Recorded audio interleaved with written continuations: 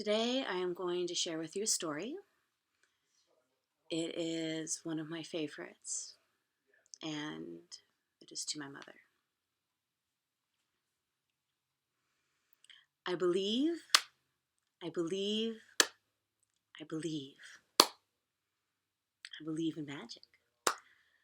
I believe in fairies, and I most especially believe in the Tooth Fairy. You see, my mother wanted her daughters to believe in magic. She wanted us to believe in those things which we can't quite see, that are just beyond our reach, those things that we don't quite have the word for, but we can feel right in here. It's what she wanted for her daughters. So I can only imagine how she must have felt when my elder sister, upon losing her first tooth, marched up the front stoop of our house with the tooth in hand, went to my mother and said, "I already know how this works. Go ahead, just give me the money. Here's the tooth." You see, my mother wanted us to believe in magic, but she didn't count on Brandy Green, our next door neighbor, who, amongst many other things, not only took away magic from my sister, but also taught her a lot of colorful 4- and 5-letter words. So it must have been with some chagrin that my mother replied to this transaction. Now, I don't exactly know what transpired between my mother and sister, for I heard this story many years later. But by the time I came along, 4.5 years younger, I believed in magic. And I believed in the Tooth Fairy. So that when I lost my first tooth, I went to Mom and I said, "Mom, I lost my first tooth. What do I do?" Mom explained to me the intricate workings, putting your tooth in an envelope under your pillow, and that, not in a creepy way, Tooth Fairy was going to come and leave me money. Oh, money. Now, I don't mean to make it sound like I was a greedy child. But we came from a working class family, and we didn't get money for chores because that's just what you did if you lived in our house. And we didn't get an allowance because we allow you to live in this house, so you didn't get money. So money was something for special occasions, like maybe a birthday from a grandparent. So my eyes got real big, and I said, "How much?" Mom said, "Well, I don't rightly know. What do you think?" And I said, $100. $100. And Mom's like, "Oh, I think that's a little much for the tooth, don't you? It's such a little bitty thing." So we had a conversation about it. And finally, I settled on what I thought was a fair price. And my mom thought maybe it would be fair. $2.04, because I was crazy about arcades. This is the 70s and 80s. So you always went to an arcade. So Mom said, "Well, you can ask for it, but you got to say please, and you don't know if that's what you're going to get." So I put, "Miss Tooth Fairy, please, $2.04. Rachel. I put in my tooth, put it under the pillow, and I went to sleep. Lo and behold, guess what? Next morning, when I got up, there were $2 and there were 4 quarters. And I came out of my bedroom and I went to my mama and I said, I knew I should have asked for $100. First thing, because the Tooth Fairy is real. And I believed. But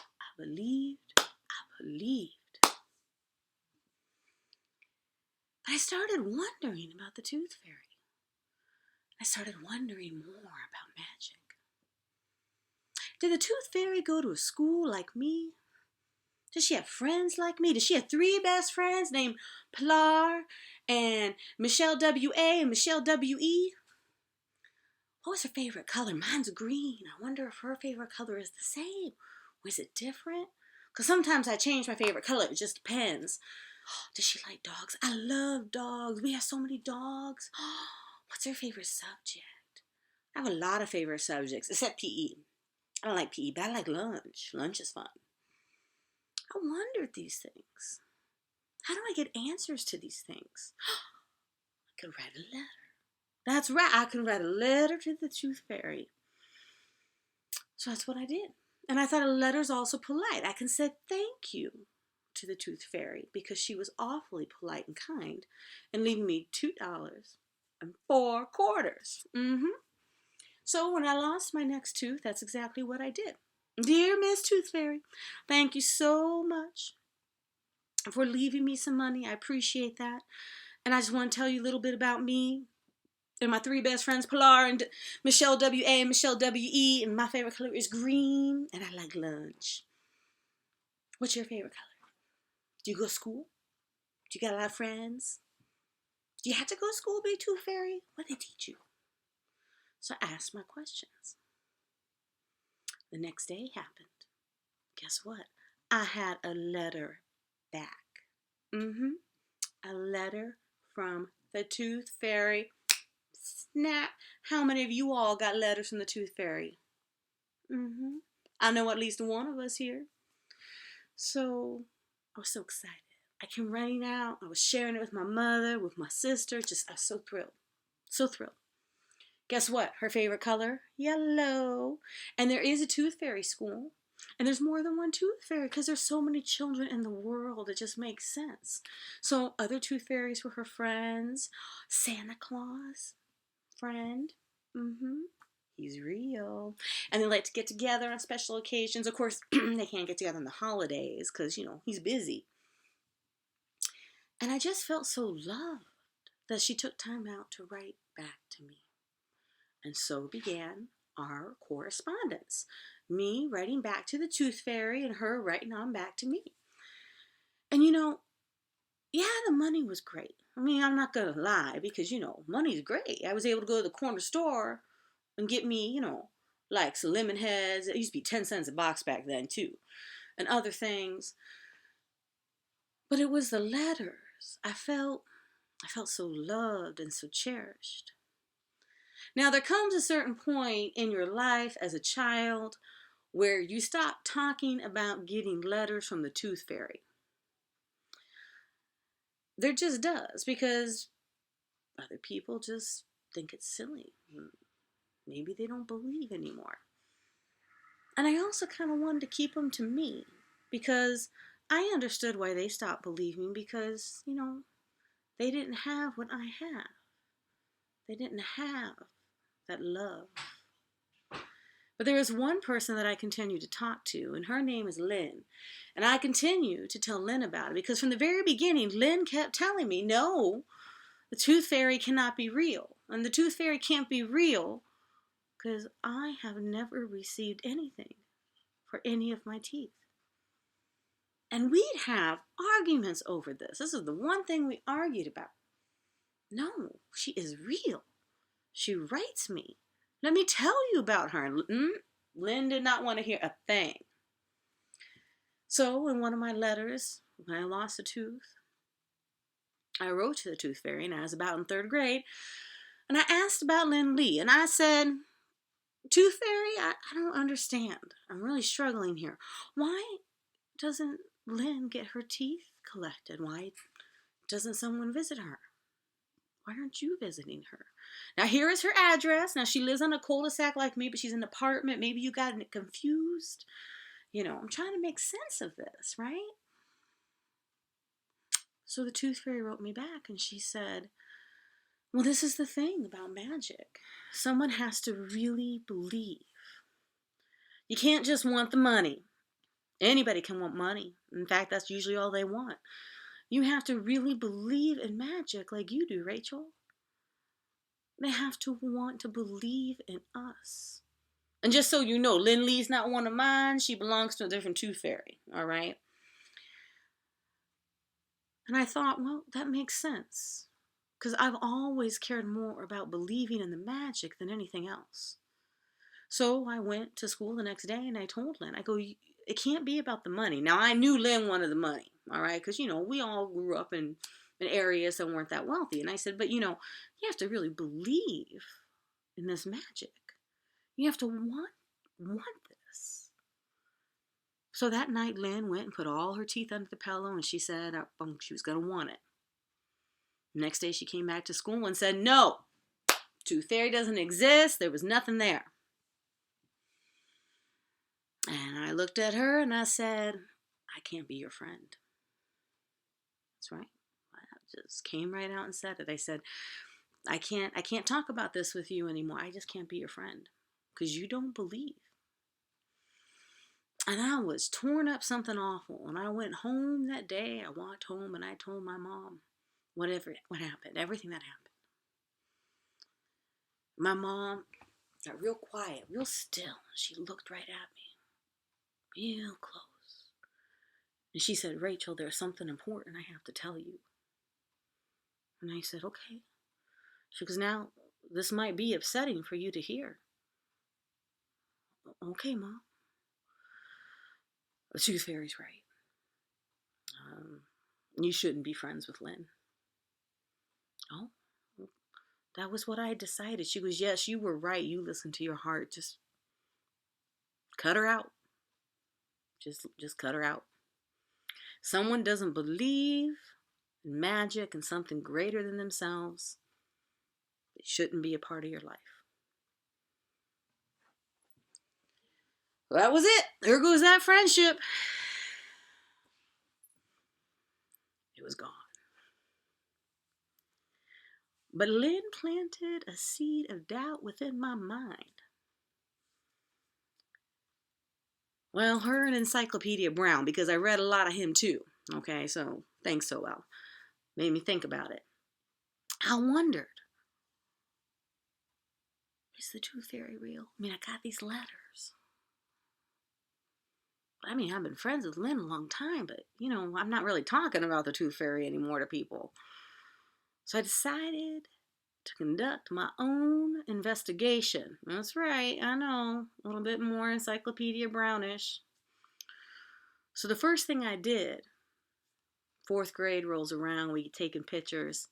I slip a wallet picture in there. I always had extra wallets, because, who am I going to give it to?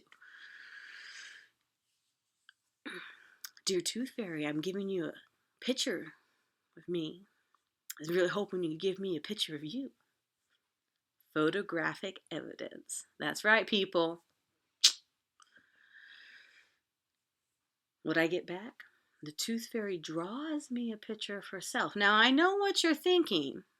It's not evidence, but she explains magic cannot be captured by man-made instruments. And because of that, she had to do a self-portrait. All right. I'm not wise in the ways of magic. That makes sense. And it was a very pretty self-portrait. And she described what she looked like. She had platinum-colored hair and green eyes. And she had this beautiful, light brown skin. Oh, she sounds so beautiful. Okay, I'm going for it. But still, seed of doubt. I didn't quite get the photograph, but I understand the explanation. Santa. Now, I knew my parents and grandparents were the ones that wrapped the gifts, but Santa brought the stockings. That's right. So I decided when we went up to visit my grandparents, now we lived in Southern California and we traveled up north to Modesto and visit my grandparents. So I went to the corner store and I spent some of my hard-earned Tooth Fairy cash and got giant size candy cane. Didn't tell anyone, packed it in my bag, went up there, wrote a letter to Santa. Now, see, the Tooth Fairy had told me some details about her relationship with Santa, and I thought I'm going to use that and see if he could answer some questions. That's right, I'm grilling Santa in my letter, but I'm also being polite, dear Santa. Left it out after everyone went to bed. They thought I went to bed. I got up, I snuck out, laid it there, went back. Next morning, letter from Santa. So, comparing the evidence. First of all, Santa was really a gentleman. It was a very nice letter. Santa answered all of my questions correctly. He knew the name of the school that they went to. He knew what days they always like to spend together to have tea. Thursdays. All right. Secondly, the handwriting. Now, the Tooth Fairy always wrote on this particular line paper. It was about like yay big. And she had loopy cursive writing that tilted to the right. Santa. Very tightly written, close to each other. The letters, black ink, not pencil like the Tooth Fairy, and slanted to the left. Now, I knew enough for my Encyclopedia Brown to know that meant Santa was a lefty, Tooth Fairy a righty. Different people. Different people. And now I had a letter from Santa too. Magic was real. I believe. I believe. I believe. And so, for those next few years, I cherished every single time I lost a tooth. And I was able to write to my beloved Tooth Fairy, and I got something back. And I would tuck my letters into my little Holly Hobby tin with the money that I got until it was the last tooth and my last letter. And that was it. So we're going to fast forward a few years, and I'm a freshman in high school, 14 years old, going on 15. And I'm sitting at the dining room table, and for whatever reason, I'm up later than normal. I always had a strict bedtime because I am a monster. I'm like Max and Where the Wild Things Are if I don't go to bed at a certain time. But I was up late working on some homework. My sister was definitely up late because she always procrastinated. Brilliant, but she procrastinated. And she was working on homework, and my mom was working on something, probably bills, making sure that, none of us starved. And suddenly my sister bursts out laughing. Oh, she's laughing so hard. And she turns to Mom and she goes, Mom, you know what this reminds me of? Mom goes, what? This reminds me of all those nights when you were up here, we were sitting at this table and you had to write those dumb Tooth Fairy letters. And the two of them were yucking it up like a couple of hyenas. And I'm sitting there at the other end of the dining room table, stunned. Because you see, I'm 14 going on 15, and I'm a freshman in high school. But I still believed.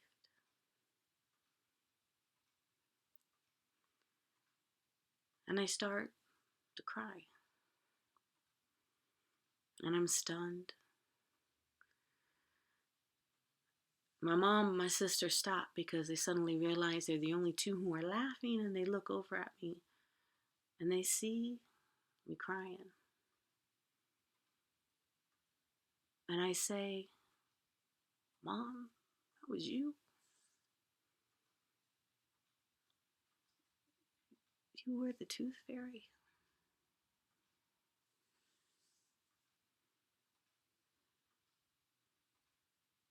And before she can reply, I get up. I run out of the dining room. And I'm crying ugly. Like, I got snot. Real attractive, the way that you're going to make sure you attract a partner in your life. And I run down the hallway to my bedroom. And you got it. I go to my Holly Hobby tin. And I pull it out. All of my beliefs. My letters. And I sit there on my bed. I'm holding them in my hands. And I can barely see them because, it's real gross now. So, yeah. And I hear a knock on my door. My mom comes in without waiting because I don't even think I could respond. And I see it's her, and I say, how could you? How could you? How could you? I believed. I believed. I believed. I thought somebody loved me. I thought somebody special, someone that was full of magic. All these years I thought that they were watching over me, and they picked me. They picked me over everybody else. That I was loved. And I went and I shared all my secrets, my pain and my secrets and everything. And it was nothing. And my mom just standing at the door. And I realized she's crying too. Of course, she doesn't look as bad as I do, but she's crying too. And I see in her hands she's holding my little letters to the Tooth Fairy. And she looks at me and she said, "Oh, baby, I was watching over you all those years. I did pick you. You are magic. I believe. I believe. I believe. I believe in magic. I believe in fairies. And I most especially believe in the Tooth Fairy, my mother. I believe what she always wanted me to believe, that there is something just there beyond my reach, that there is something greater than me. A word that we sometimes struggle to find when we can't define what is most important. That word is love. Thank you. Love you, Mom.